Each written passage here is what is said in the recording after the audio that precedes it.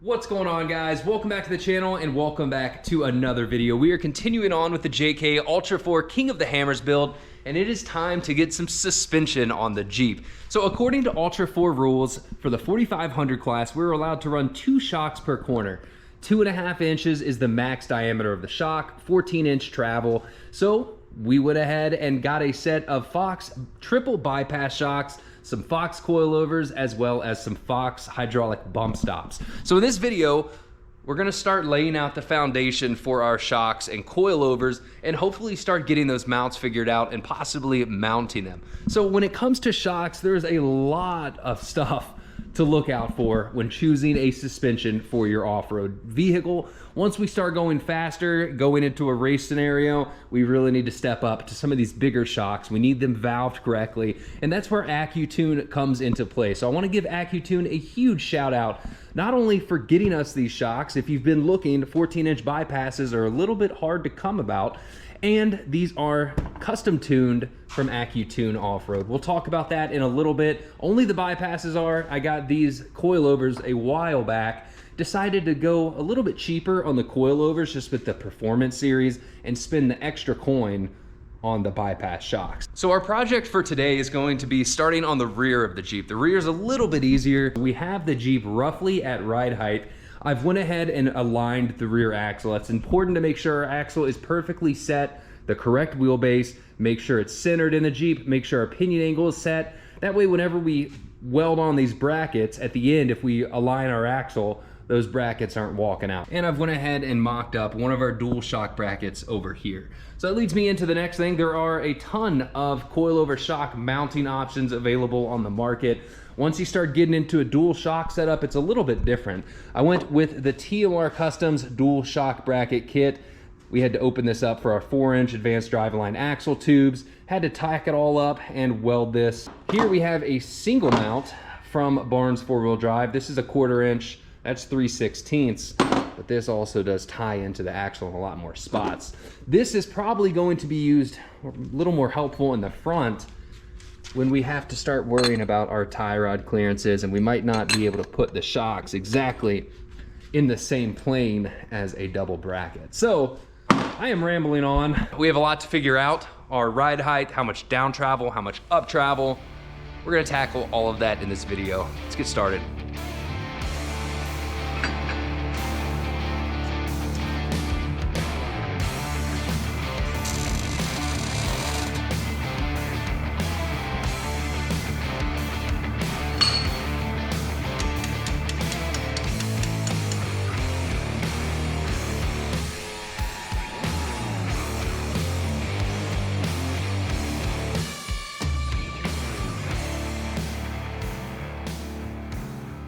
So I've went ahead and mocked the shocks up at our hypothetical down travel / full droop limit. Now there's a few things going on here. One, Accutune does tune these coilovers side specific and corner specific. So this is the left rear bypass shock. As you can tell, it has the Accutune sticker on there. They are positioned, and this top hat is adjustable. So if we do need to, move these bodies in or out, we can. So there is a handful of benefits from ordering shocks from Accutune, and we'll talk about that later in the video. But at this point, it's time to make sure that this position is going to work at full flex. So what we're looking out for, first off, is frame clearance. When this axle drops down, these shocks are gonna come in a little bit. We wanna make sure we have plenty of room between our shock coilover body with the springs, the frame. Same with our bypass. Those aren't gonna protrude anymore. And I was actually on the phone with Walt from Mischief Maker a few minutes ago, and he gave me a great tip. Instead of throwing your springs in there, and I was actually waiting until tomorrow to get a set of springs, you can use your slider because it's the same diameter as your coilover spring. And as you can tell, we have plenty of clearance in there. So other than the frame, we also do have to watch out for our tire. When this comes up, that axle drops down, we gotta make sure our tire isn't going to hit our bypass tubes right here. So before we can get around to any of that, we have to make our upper shock mount in the corner here, which is just going to be tubing from our B pillar over back here to our C pillar. Probably gonna run 175 and then brace it up with some vertical standoffs into the 2-inch tubing, which should be plenty strong. Let's get that upper bar figured out.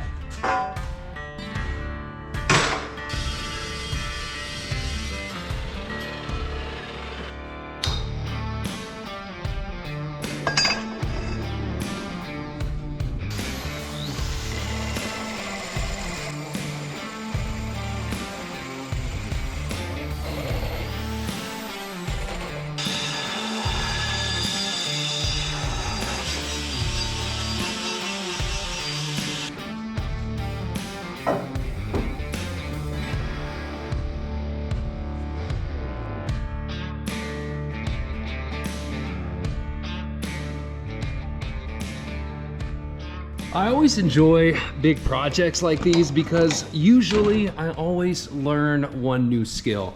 So by no means am I a TIG welder yet, but I've had this Yes welder for a while. I tried practicing for a little bit, it didn't work, and I said, I'll just keep MIGging stuff. But once we started working on the roll cage, Dustin came over because he is the TIG welder, and he really didn't like when I would tack weld with my MIG and then he would have to TIG over it. It just wasn't very pretty. So he's like, if there's any way you can learn how to tack weld with TIG, do it. It would make things so much easier. So I've been practicing and I've got it down a little bit now. And yesterday, I mean, here's a little bead, rolled a little bit, not too bad for a beginner, but I wanted to see how the steelet was to weld over, and it actually turned out pretty clean. So my little piece of advice in this video is do not be afraid to learn new things, better yourself, learn as much as you can. So at this point, I gotta find a way to kind of temporarily mock these up with some tabs, because I don't even know if this is gonna work yet. We just need to find something enough to hold these in place without breaking so we can cycle the suspension.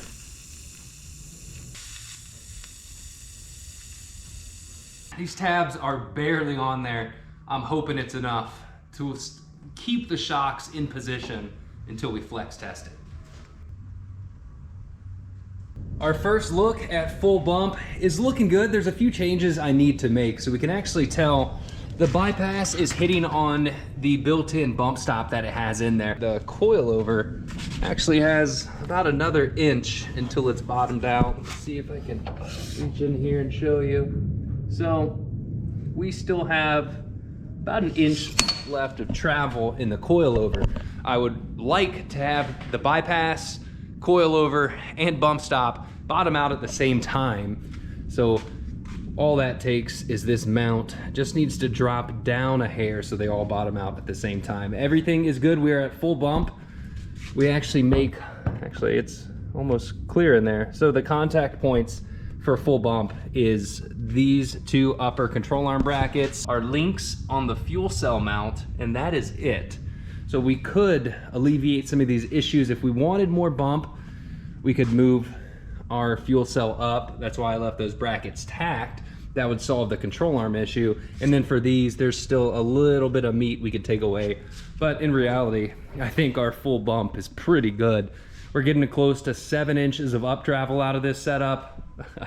I think that's gonna be enough. And realistically, any more up travel would require us to start cutting the fender armor. And you gotta think, these are 37s, these are designed for 40s. We are already way over the amount of up travel that a typical JK would use. So we're gonna flex it out a little bit, which means just gonna raise the body up a hair, drop this tire off, and jack that side up to make sure our shocks are good.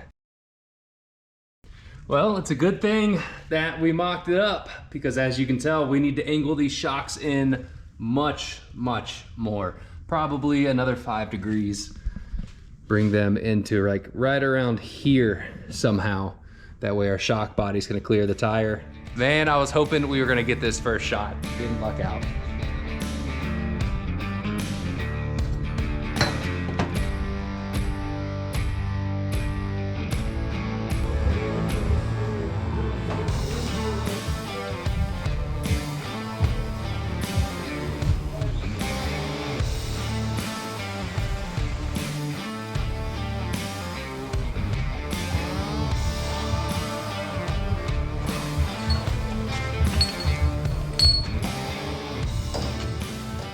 So last night I got the driver's side pretty much mocked up, finished up, and we tested everything this morning. It's good to go. Now we're mirroring the exact same thing over here on the passenger side and the rear. We are working on some more braces, both on top and underneath, tie into that bar to make sure it's super strong. But I'm getting ready to mock up our bypass shock, and I want to show you guys one cool feature to look for in a bypass shock, and that's going to be the rotating top hat.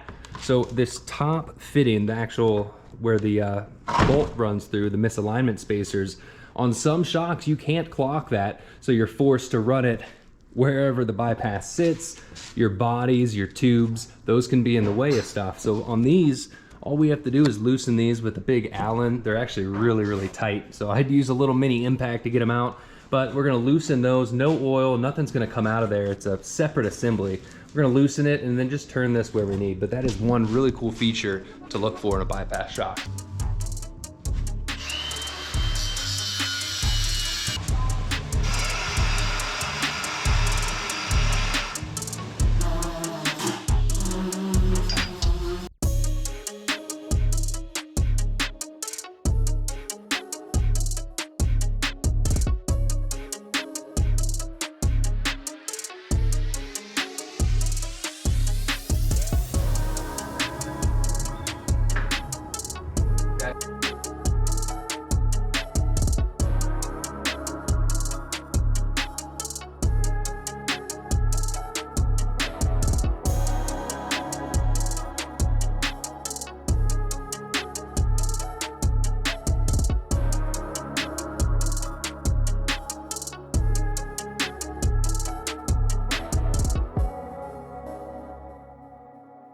And just like that, our rear suspension is set up. So we have flexed and twisted this axle every single which way it could go, and everything clears. The next point would be to start getting some coil springs for our coilovers. And once again, that's where Accutune comes into play. Not only do they customize, your shocks when you purchase them, but they also offer a free coil swap program once you buy their coils. So it can be really hard to find the right spring selection for your setup when you're building like this and you keep adding weight all over the place. But they do offer free coil swaps because it starts adding up when you start buying those coils. But we're not at that point yet. I do have a few clips of the guys over at Accutune working their magic, tuning these Fox triple bypass shocks. Everything from a daily driver all the way up to a full-blown race Jeep.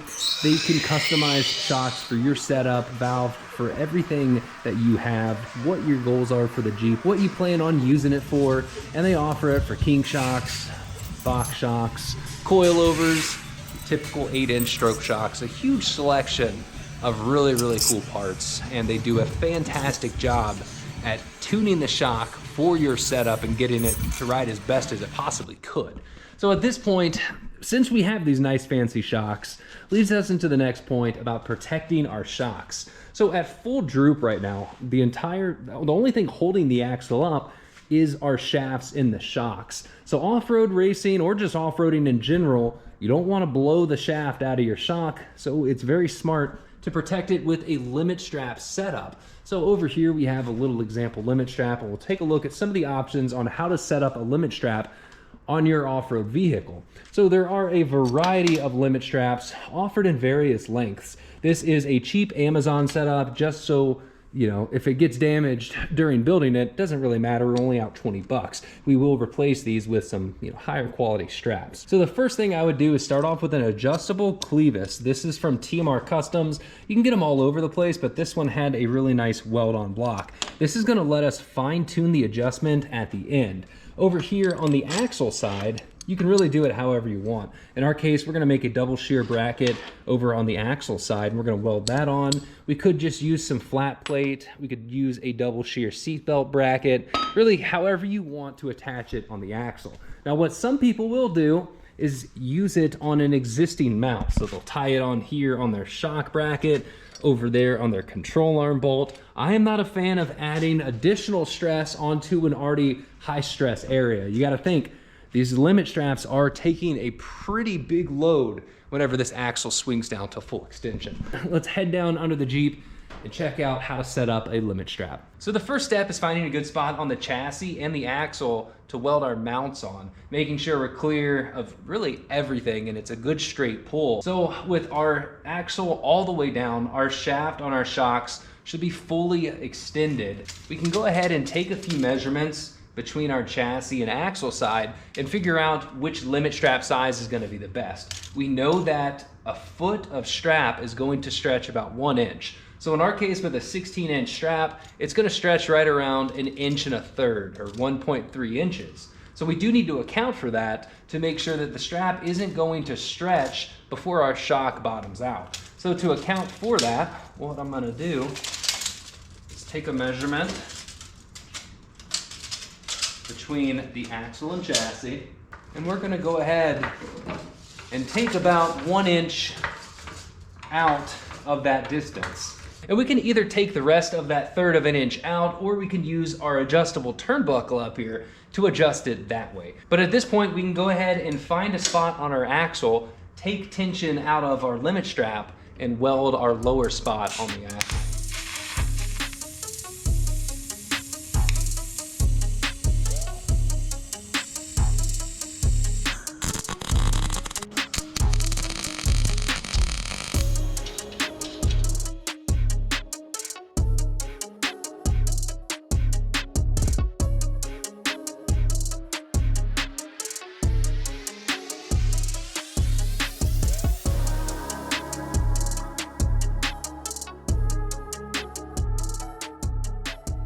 We are over here working on the front. So Jeremy is back. It has been about a week since he was here helping out setting the rear end. So as you can tell, there are no shocks on the Jeep, and there's quite a bit to catch you up to speed on and show you over there in the front. So once we figured out everything, where it was set, we put our limit straps in, pulled the shocks out of here to fully weld up all of our brackets, put some Barnes 4-wheel drive bolt head keepers right there. It's pretty neat. Increases the material thickness, so strengthens it up a little bit, and also makes sure that this is a little more vibration proof. So those turned out really good, and we are ready to slap those shocks back in there. And the next thing to figure out would be hydraulic bump stops. But before we get to that, I want to figure out the front and get the front shocks mounted. So we have been super busy in the shop the past few days, knocking out our front shock hoop design, our front structural piece. Had some removable notches over here just so we could pull that out in case we have to pull the engine. Barnes 4-wheel drive tube, little footing mounts here. This is the boxed frame that we made a while back. We're gonna have to drill that here in a little bit for our steering box once we get that in. But we have all of our front suspension designed. We also notched the frame over here, put quite a big notch in here. We plated it with 1/4 inch on the bottom, and then came over here and plated the sides and fully boxed it in. So there are 2 L brackets that sandwich the frame, and these fully welded all of that up. And this allows our track bar, the actual bar and the mount itself, to clear in the frame at full stuff, because at full down or at full bump it would clear, but with this bracket, with this tire up in the air, the bracket actually swings into this pocket. So that turned out pretty cool. Definitely gonna be strong enough. And then we have our pads coming up here. This is removable, like I said before. And then under the fender's gonna get tied into this tube, bolts on, so the body's still removable, or you could separate them. This tube runs down over there to another tube foot pad, and it's going to get braced downwards to the frame. This is going to have a downward angle. So we're gonna really brace all of that up and throw another hoop over the top. And then our little foot pads that we made on the cage in there, you can see that right there. Doink, a little silver guy. That's gonna shoot through and bolt, or not bolt, actually attach to this right here. So we have to pull our booster out, clearance that bracket a little bit. Luckily, everything in this booster fits. With these tacked, went ahead and pulled this out, everything fits. You can pull it in and out. It's about the same dimensions as a Hydro Boost setup. That way, if we do want to swap over to Hydro Boost, then we can still fit it with the shocks in place. The only thing we're missing out on is, we have to set them a little more vertically instead of pitching them way back. So we might lose 1 inch of travel by doing that, but I think keeping the brake booster set up is a little more important, or being able to swap over to a Hydro Boost. So here is what I was coming over to show you. That little detachable weld-in fitting right there. So that way the pass-through is still detachable. Put another one of those on this end and then tie into the tube there.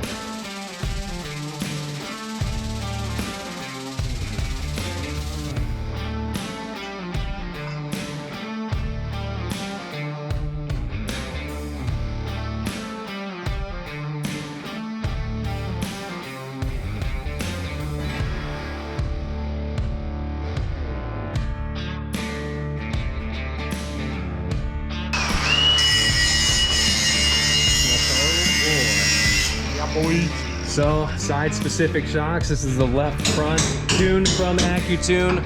We got the new coilover mount, and they're a little bit taller, which helped us get more down travel.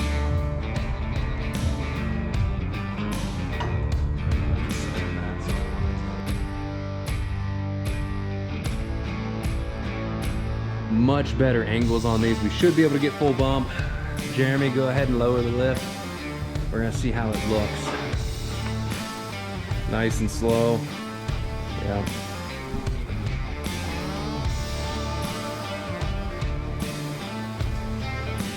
All right, nice and easy. Easy. Stop. So yeah, we have clearance at full turn here, but what's gonna happen when this tire pitches up and that one drops down is this is gonna wanna angle in to hit this. We'll see how much clearance we have, but that means we gotta suck this side up. But everything's looking happy up here on the mount side. Like, how are all the bushings are offset a little bit, and as long as they aren't ripping off mounts, it means they're not binding up. All we have to do is flex it out and copy it and put it on that side. Control C, right? Just copy and paste to the other side. If only it was that easy.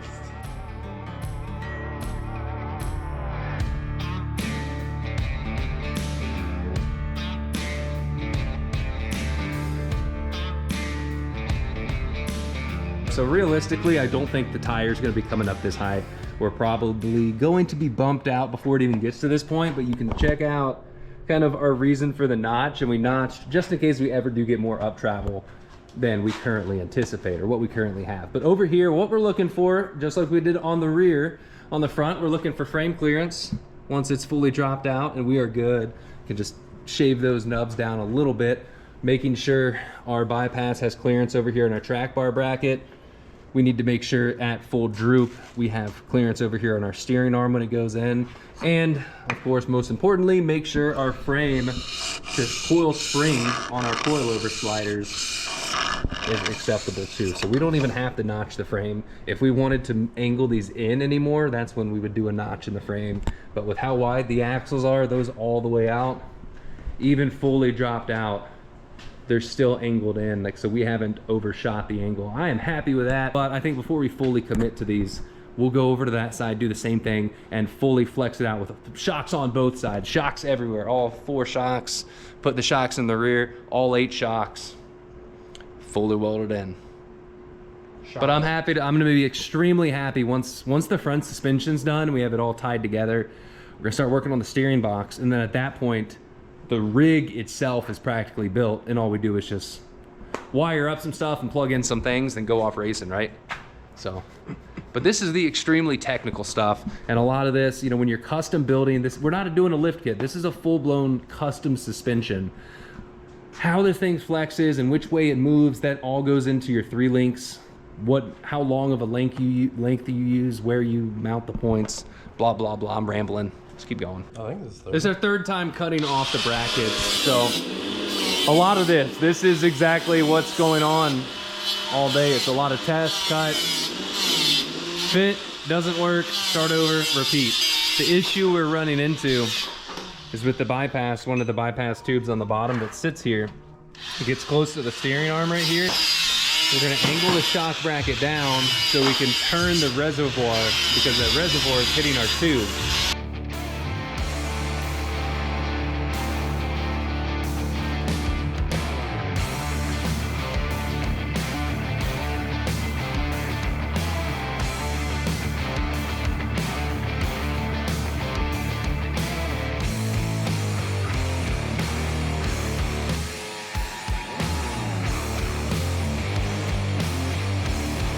We're like 7 inches of up travel, no binding whatsoever on anything.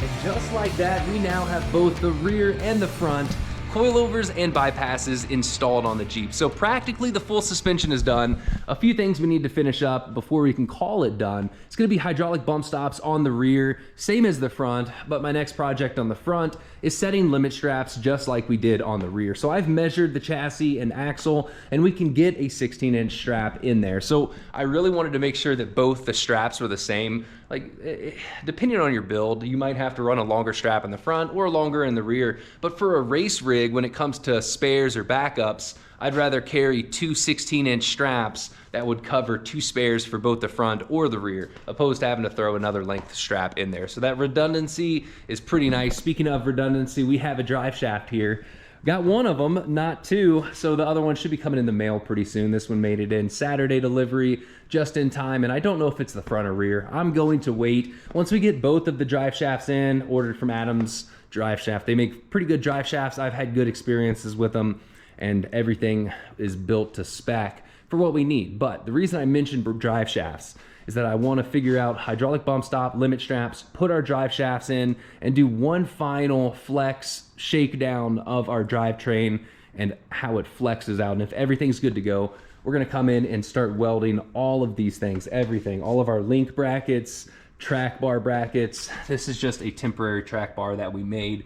Make a new track bar, pretty much burn everything in on the suspension so we can move forward to a lot of the interior work, get our radiator mounted, start figuring out our batteries, wiring, fuel plumbing, really everything. All of that last minute, how this thing comes together is gonna start happening soon. I know a lot of the past few videos, like up until this point, has been extremely technical. There's a lot of things that happen, and planning it out took a while, and I am extremely happy with the progress we're at this point and the quality at which this build is turning out. But it is time to close out this video. I wanna give a big shout out to Accutune. It's time to call them back up and start ordering some coil springs for all around here. I am not a professional shock installer, those guys are. So I'm gonna call them up with some different heights, some estimated weights, and hopefully we'll get a set of springs on order so we can set this thing at ride height without the lift. So until the next video, guys, thank you for watching. Please give the video a thumbs up, subscribe to the channel, and let me know down in the comments below what you guys want to see next. I have a long list of stuff, and if there's anything in particular that you would like to see covered in a video, let me know in the comments down below, because it is almost time to start blasting away, and I'm not sure how much video potential we'll have on every single part. Thanks for watching, guys. I'll see you next week.